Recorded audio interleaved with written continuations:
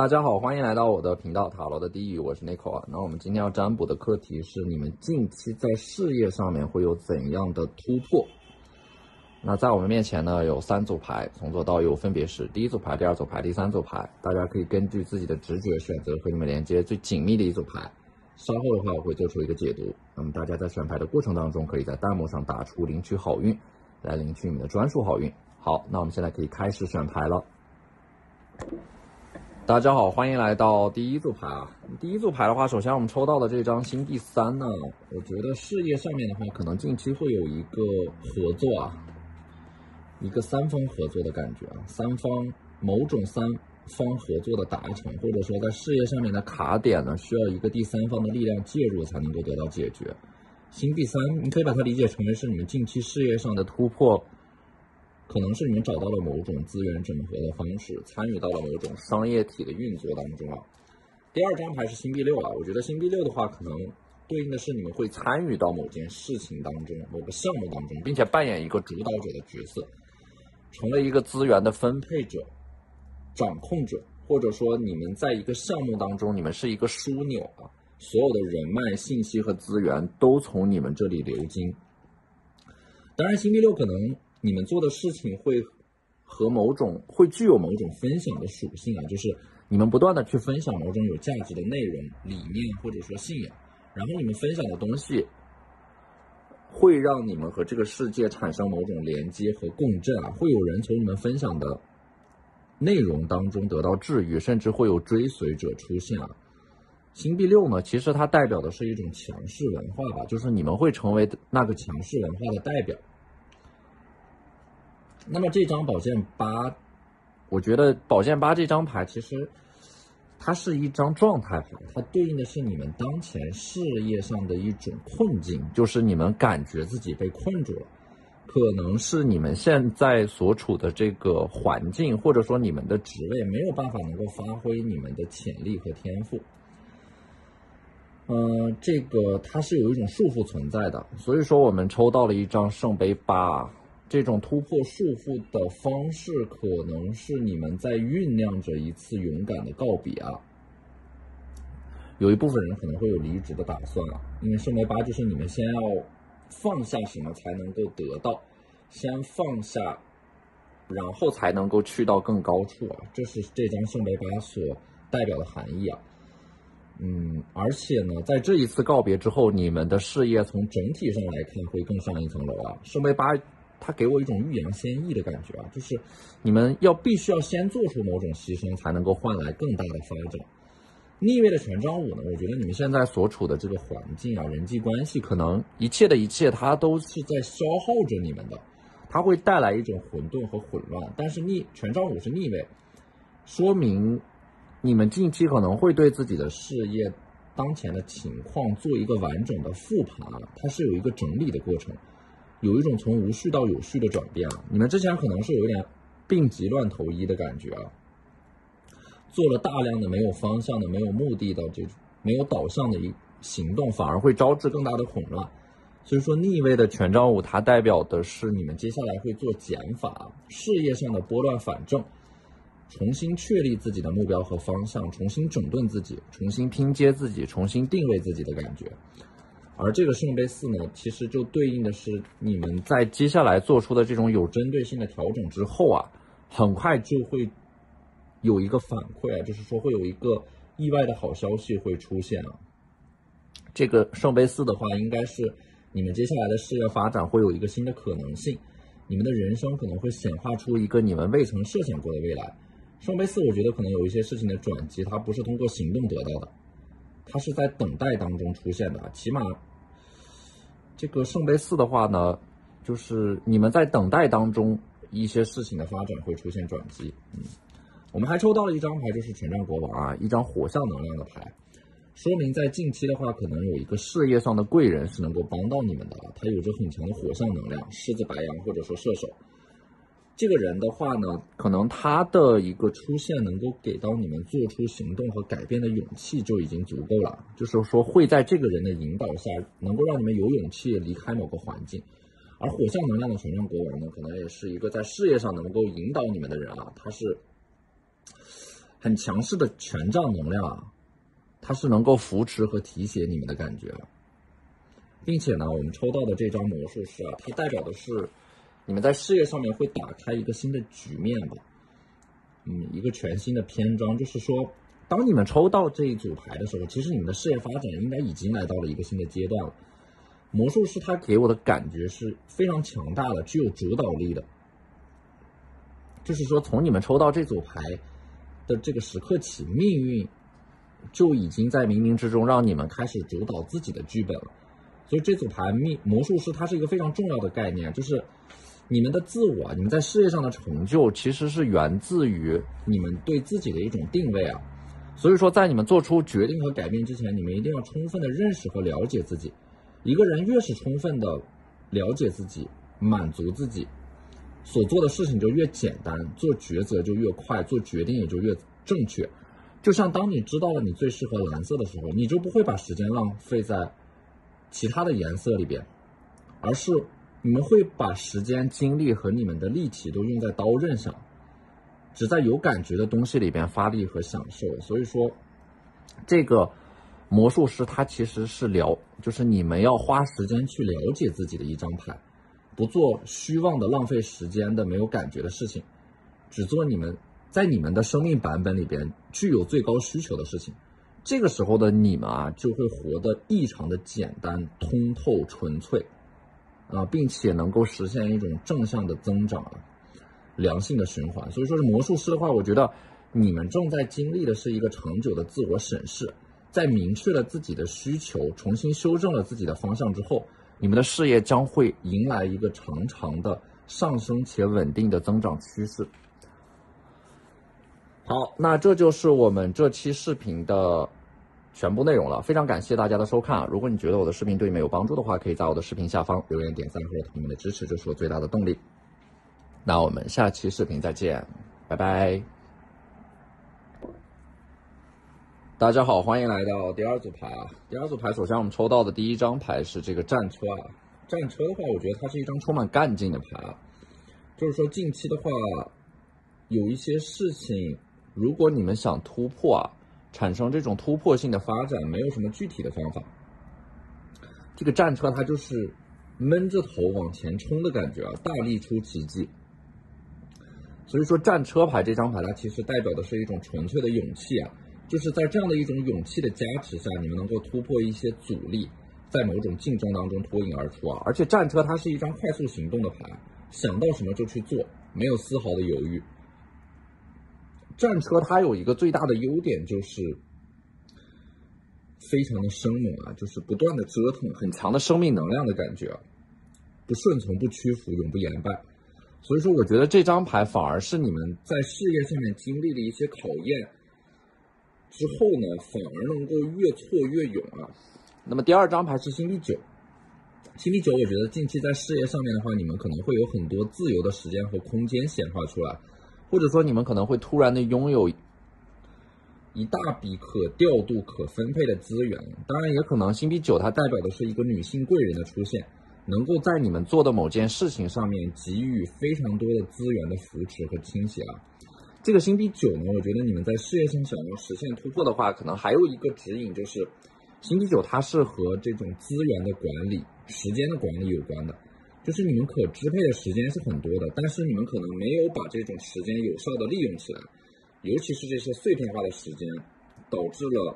大量的这种无效的内耗。所以说这个圣杯7呢，它对应的是你们需要去重新的整理自己，整理自己每天的日程规划，这样能够大幅的提升你们的工作效率要剔除掉、删除掉很多臃肿的繁琐的东西，化繁为简的感觉而且圣杯7的话，它还有一个更具体的指引，就是你们现在在事业上面的卡点，主要是源自于你们想的太多，但是做的太少。想的时候才是问题，但是做的时候才能够带来答案。所以说我觉得你们现在缺乏的可能是把这种想法转化为行动力的坚定的决心所以接下来在想法上面要做减法，行动上面要做加法，把行动和想法结合起来，知行合一，这才能够让你们整个人的事业焕然一新。隐士牌手里的这盏灯啊，我觉得可能是你们在酝酿着什么，暗中酝酿着什么。这个隐士呢，它是有一种事以密成，言以谢败，就是如果你们要做什么事情，最好暗中进行，低调稳健的往前走，先不要声张，不断的积累，等待着量变产生质变的这个过程。圣杯10呢，我觉得在事业上的突破可能源自于你们收获到了某种理解吧，或者说你们在事业上的想法收获到了认同和支持，有一种被接纳的感觉啊。我觉得这组牌你们在事业上的阻力有一部分人是来自于原生家庭的，但是这张牌代表的就是你们近期和原生家庭的关系会得到一个改善，或者说你们的父母开始理解你们现在正在做的事情，能够给到你们一些支持，无论是精神层面的还是物质层面的。这个圣杯10它有一种攘外必先安内的这样的一个暗示，就是如果你们的事业的绽放，一定是要先解决内部的矛盾，赢回根部的力量，取得你们身边人的认同和支持还有理解，这样才能够让你们事业的发展真正意义上的突破那个卡点。可能你们的这种卡点并不是来自于现实层面的，而是你们自身内心当中有某种心结没有打开。逆位的圣杯5的话，我觉得可能近期的话，你们会从一种消极的意志当中走出来吧。逆位的圣杯5，其实你们天生就有那么一点点悲观啊，但是这张牌其实是你们会带着一种被修复的乐观再往前走的，就是说你们在努力的把那个支离破碎的自己重新拼接起来，它是有一个重建的过程。但是呢，这个逆位的圣杯5就代表的是你们已经熬过了那个最低谷了，而且呢，这个逆位的吊人呢，它也是有一种挣脱束缚的这样的一种暗示，就是说打破某种思维的定式，不按常规出牌。你们事业上的突破可能需要你们改变原有的路径和思维模式，需要你们去另辟蹊径啊。逆位的吊人，它有一种反传统、反常规的含义在里边。就是不能够按照以前的方式来解决问题，你们必须要有突破，去打破那种惯有的模式，可能还会涉及到你们未来的事业发展会换一个赛道，在一个新的领域和行业才能够大放异彩，就是说你们现在的这个行业它某种层面上束缚了你们自身的发展。而宝剑2的话呢，就意味着是你们近期关注的一个事情可能会出现一个关键的转折点啊。宝剑2代表的是一件事情在发展的过程当中，它会延伸出新的可能性，而这种新的可能性能够帮助你们找到一个全新的解决问题的方案。而且宝剑2它也意味着是你们近期可能会做出一个很重要的选择，而这个选择会极大的推动你们的人生发展。这也意味着是你们的人生即将来到一个分岔路口啊，可能决定你们人生向上走的就是这个你们即将面临到的选择啊。牌面当中的这个人眼睛被蒙住了，说明这个选择可能不是要依靠你们的理性来做出的，而是你们内心深处那个若隐若现的感受来推动你们穿越这个人生的十字路口的。所以说这张牌它其实真正想要强调的是追随你们的心，不要被外部的声音所裹挟和影响，去做你们真正想做的事情，未来的你们才不会后悔。好，那这就是我们这期视频的全部内容了，非常感谢大家的收看。如果你觉得我的视频对你们有帮助的话，可以在我的视频下方留言点赞，或者你们的支持就是我最大的动力。那我们下期视频再见，拜拜。大家好，欢迎来到第3组牌。那么第3组牌，首先我们抽到的第一张牌就是 The Star 啊，星星牌。这个星星牌的话，它其实代表的是希望。这说明你们的事业没有你们想象的那么糟糕，还是能再捞一把的感觉。而且星星牌它意味的是停滞的事情会出现一个阶段性的快速复苏的迹象。也就是说，如果你们的事业发展撞到了一个瓶颈期，在一个关口反复的徘徊和纠结，那么接下来的话，你们会看到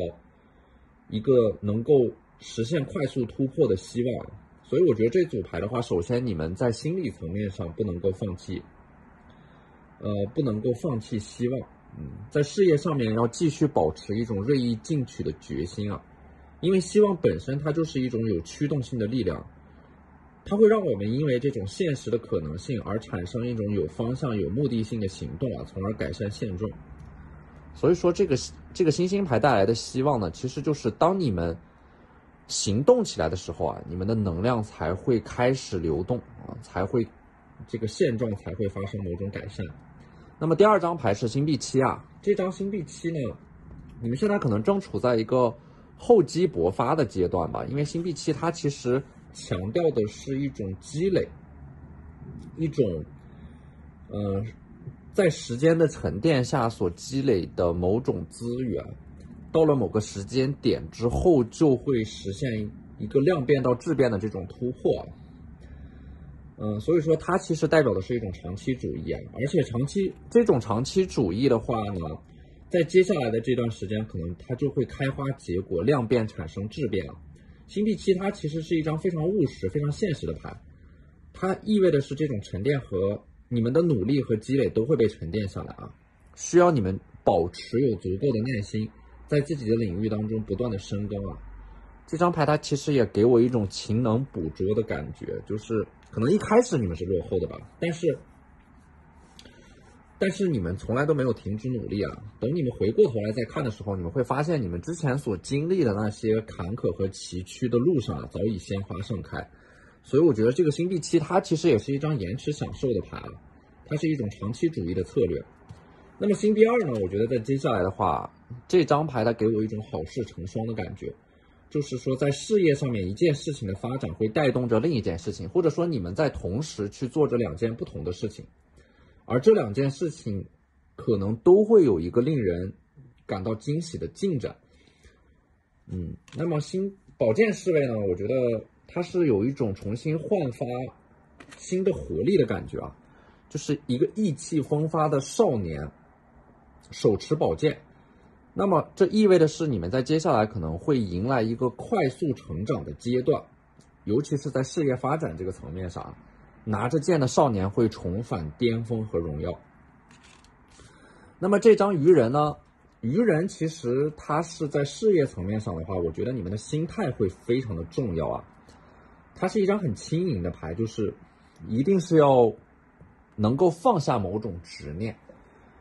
呈现出来的一种非常坦然的状态啊。所以说愚人他其实是不做任何计划的，随机应变，随心而动啊。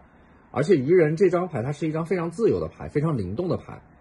就是不做计划可能就是最大的计划，最完美的计划。因为无论出现任何的情况，你们都能够根据当下事情的变化，做出一个符合当下情况的最优解。所以这张牌它其实也是在告诉你们啊，就是愚人放宽心啊，车到山前必有路，不要提前焦虑啊。愚人它也是一张过程主义的牌，就是不要太过关注于结果，享受每一个过程，承担每一个过程的这个阶段当中呢，那个你们所关注的结果，它自然而然会到来啊。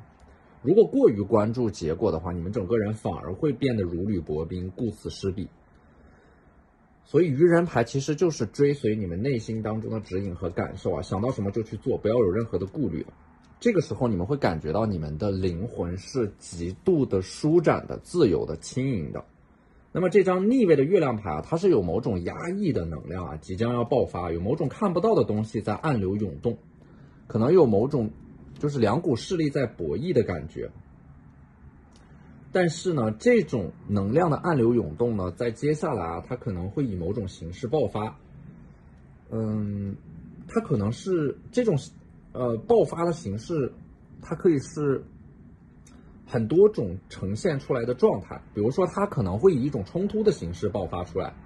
但是在这个冲突过后呢，才能够有大的转机，类似于是先破后立的这种过程啊。所以说可能是有一个比较大的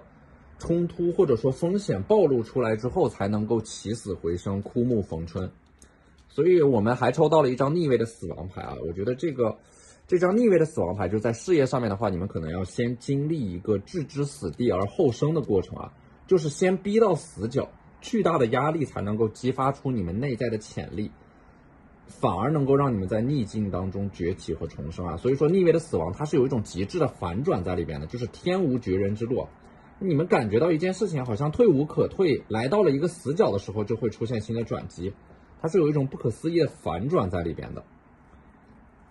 那么权杖9的话呢，其实就是你们一路走来的话，充满了各种各样的坎坷和阻力啊，整个人有一点遍体鳞伤的感觉。但是因为我们抽到了这张死亡牌，死亡牌的逆位呢，其实就是杀不死你们的，一定会让你们变得更强大。每一次的你们都会在绝望当中重生啊。所以说你们在事业上面经历的这种危机之所以会降临在你们身上，可能就是因为命运认为你们能够跨过它们。所以说你们承受的这种苦难啊，表面上来看可能是一种诅咒，但是隐藏在这些苦难之下，它是有着某种非常宝贵的经历和财富。你们必须先经历这些东西，才能够得到命运当中的礼物啊。